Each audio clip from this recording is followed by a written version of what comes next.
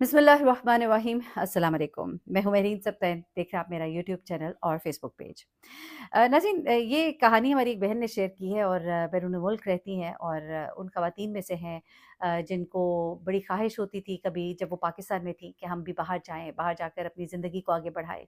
लेकिन बाहर जाने के बाद ज़िंदगी में क्या कुछ होता है, उन हालात और वाक़यात से जब वो गुज़रती हैं, तो फिर वो कहती हैं इससे भले तो हम अपने मुल्क में ही अच्छे थे।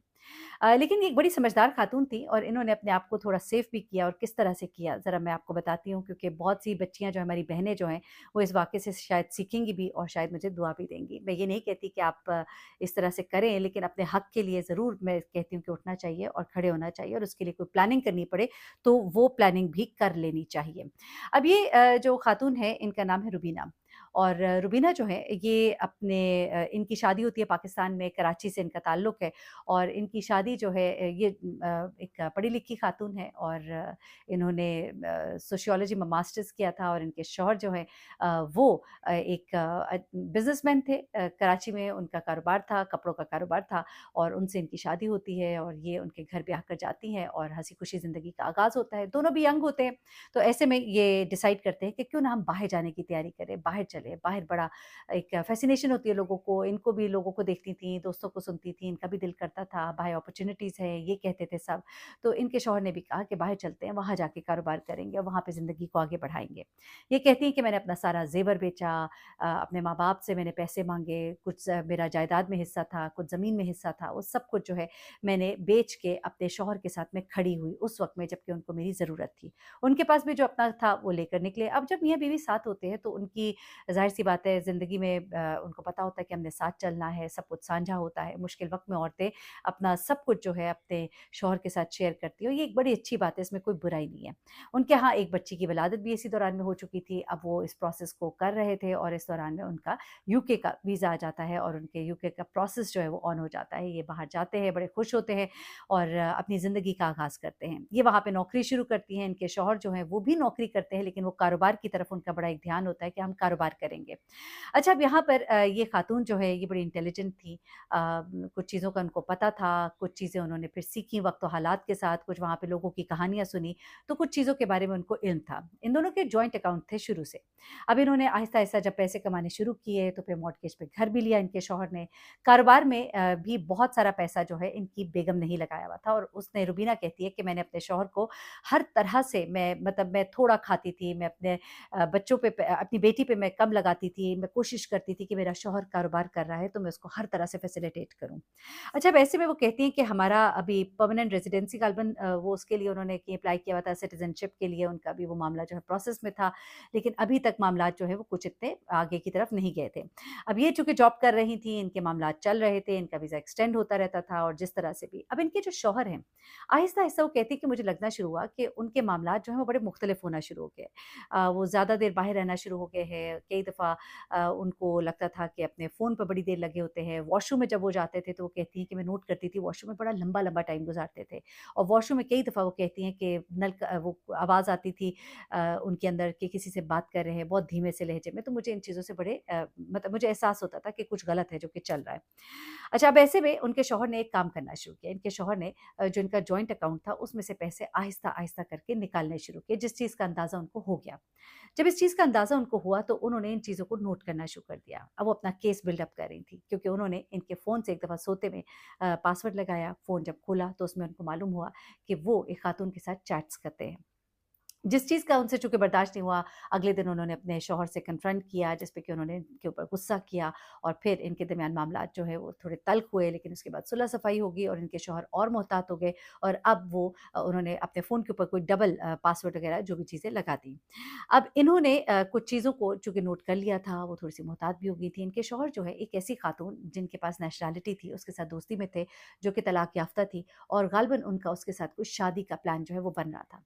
अब वो कहती हैं कि मैं चूँकि थोड़ी चैट्स पढ़ चुकी थी, मुझे थोड़ा अंदाज़ा हो चुका था। अब मैंने इनके अकाउंट्स में से जो निकलते हुए पैसे थे, उसको भी मैंने नोट कर लिया था और अब मैं थोड़ी मोहतात हो गई थी। वो कहती है कि मैंने उनसे कहकर कुछ पैसे थोड़े-थोड़े करके निकालने शुरू किए। तब उन्होंने मुझे टोका भी, कुछ बातों पे वो गुस्से भी हुए, लेकिन वो कहती हैं कि मैं अब समझ गई थी कि मामला जो है इतना सादा नहीं है। क्योंकि वो अकाउंट से अगर सारे पैसे निकाल लेते, किसी और के अकाउंट में डाल देते, अगर मैं आपको वैसे समझा रही हूँ कि बाहर के ममालिक में अगर मियाँ-बीवी में डिवोर्स होती है, तो ऐसे में डिवोर्स के बाद जो जायदाद है वो आधी-आधी दोनों मियाँ-बीवी के अंदर तक़सीम की जाती है और चीज़ें जो है उसमें वो कहती हैं कि अगर जितना भी वो बिज़नेस जो कुछ भी करा था उसमें से 80% जो है वो तो मैंने ही इन्वेस्ट किया हुआ था। अब वो कहती हैं कि मैंने थोड़े-थोड़े पैसे निकालने शुरू किए और उसके बाद वो कहती हैं कि मैंने अब मुख्तलिफ सबूत जो है इनके इकट्ठे करने शुरू किए, जो वो सब कुछ कर रहे थे और मैं उन तमाम चीज़ों को जो है मैंने नोट करना शुरू कर दिया। साथ ही साथ वो कहती हैं कि जो घर है उन्होंने मुझसे एक दिन कहा कि इसको हम बेचना चाहते हैं, मैं बेचना चाहता हूँ, मुझे कारोबार में लगाना है। वो कहती मैं ठटक गई। मैंने उनसे कहा कि ये घर तो है, हम यहाँ पे रहते हैं, हम क्या करेंगे? तो उन्होंने कहा कि हम किराए के घर में शिफ्ट हो जाएँगे। तो वो कहती है कि रेंट जो है वहाँ पे काफ़ी ज़्यादा था और मुझे मालूम था कि अर्निंग जो ये मुझे बताते हैं बज़ाहिर वो इतनी ज़्यादा नहीं है। 3000 4000 डॉलर्स में या पाउंड्स में हमें अगर 3000 में या चलिए 2000 में भी पाउंड्स में अगर हमें कोई घर मिलता है जिस तरह की हमारा लाइफ़स्टाइल है, तो हमारे लिए मुश्किल हो जाएगा। ऐसे में वो कहती हैं कि मैंने अपने शौहर से इनकार किया तो वो मुझसे लड़ना शुरू हो गए क्योंकि हम दोनों के नाम पे थी ये जायदाद। तो हमने इसका मॉर्टगेज वग़ैरह सब हमने इसके क्लियर कर दिया था। तो ऐसे में इनकी मुझसे लड़ाई हो गई, ये नाराज़, इन्होंने गुस्सा दिखाना शुरू कर दिया। वो तमाम हरबे जिनसे कि एक शौहर अपनी बीवी को डरा सकता है, उन्होंने डराना शुरू कर दिया। वो कहती है लेकिन चूँकि मैं इनको भांप गई थी और मैंने अब स्टैंड लिया। वो कहती हैं कि अगर अगर मुझे ये सब बातें उनकी ना पता होती, तो शायद मैं डर जाती, मैं घबरा जाती और मैं उनके कहने में आ जाती, बल्कि मैं मोहब्बत में कर देती, जैसा मैंने वतन से निकलते हुए किया था, मैंने अपना सब कुछ इनको दे दिया। तो कहती यहाँ पर मैंने अपना जो है मैंने अपना हक हासिल करने के लिए मैं डट गई और मैंने इनसे कहा कि ऐसा नहीं हो सकता। घर में बहुत लड़ाई झगड़ा हुआ। उसके बाद वो घर छोड़कर चले गए। वो कहती हैं वो घर छोड़ के चले गए और उसके बाद जब वो आए तो उन्होंने कहा कि मैं तुम्हारे साथ नहीं रहना चाहता, तो मैंने उन्हें कहा बख़ुशी आप मेरे साथ मत रहिए।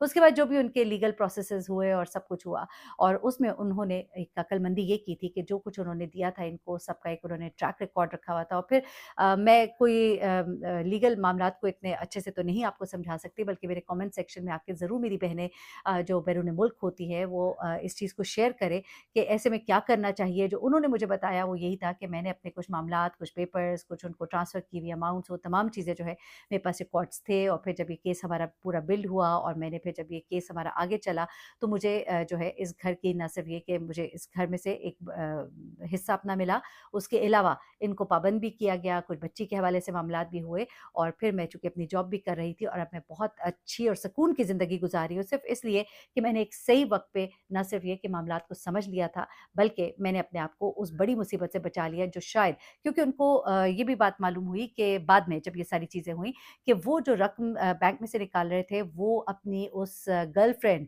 जिससे कि वो शादी का इरादा ग़ालिबन रखते थे कि उनसे उनको सिटीज़नशिप, उनको नेशनैलिटी वहाँ की मिल जाएगी क्योंकि वो ब्रिटिश नेशनल थी, तो उसके अकाउंट में पैसे डाल रहे थे ताकि अगर डिवोर्स होती है, तो डिवोर्स की सूरत में ये शो करेंगे कि मेरे पास तो कुछ है ही नहीं, तो फिर क्या डिवाइड होगा? तो ऐसे में ये जो खातून है इन्होंने अपने आप को किस तरह से बचाया, अपने पैसे भी सेव कर लिए और अपना घर ना बेचकर एक अक्लमंदी का सबूत दिया, बल्कि उनकी बेवफ़ाई जो है उसका सबूत भी देकर उनको बहुत सारे फ़वाइद हासिल हुए। ग़ालिबन उनको एक बड़ा शेयर जो है वो मिला और उनके शौहर जो हैं बहुत सारी चीज़ों से महरूम भी हुए। आप इन चीज़ों को अगर ज़्यादा बेहतर समझा सकें तो ज़रूर कमेंट सेक्शन में आइएगा और मेरे साथ शेयर कीजिएगा। अल्लाह ताला सब घरों को आबाद रखे, ऐसा होना तो नहीं चाहिए लेकिन जब अगर हो तो फिर आपको भी विजिलेंट होना चाहिए और किसी को इतना आसान नवाला ना बनने दें, अपने आप को इतना आसान नवाला ना बनने दें कि लोग आपको हज़म ही कर जाएँ। अपने हक़ के लिए खड़े हो और अपने शौहर के साथ खड़े होना बहुत अच्छी बात है, लेकिन जो बेवफ़ा हो, जो आपको धोखा दे रहा हो, तो उससे निमटना भी चाहिए। ज़रूर बताइएगा कि आपकी राय इस पर क्या है। अपना बहुत ख्याल रखिएगा, दुआ में याद रखिएगा। अल्लाह हाफ़िज़।